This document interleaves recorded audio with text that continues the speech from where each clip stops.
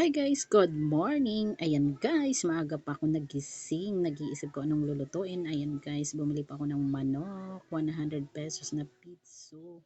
Ayan, lulutuin ko ngayon guys. Ang una kong ginawa guys, ginisa ko muna sa sibuyas, bawang ang aking hinimay-himay na manok. Ayan, halu-haluin na natin maigi guys. Ayan. Ayan, para ma-absorb yung ginisas. Ayan guys, tapos ilagay ko na po yung sabaw na nilagaan ko guys ng manok. Yan po yung pangsabaw natin. Tapos pakuluan lang natin yan. Hintayin natin na maubos yung sabaw at saka mag-brown. Ayan, sarap yan guys. Chicken pastel, masarap po yan. Tapos ilagyan ko po ng pamintang pino. Ayan.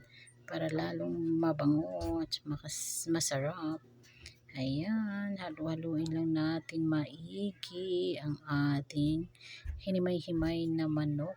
Yan. Sarap yan. Guys, ayan. Sarap. Yummy, yummy. Ayan. Hintayin natin na maubos yung sabaw. Ayan, pag nag-brown na, luto na po yan guys. Ayan na, nag-brown na.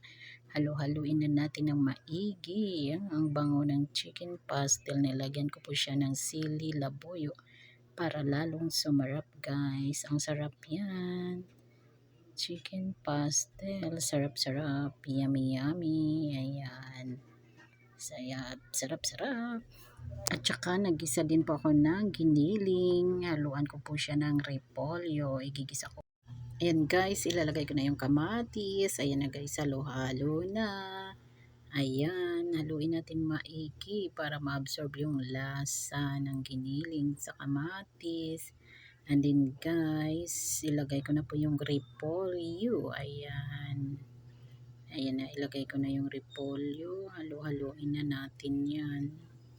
Pakuluan natin ng 10 minutes or 15 minutes maluto. Ayan guys, kumukulo na.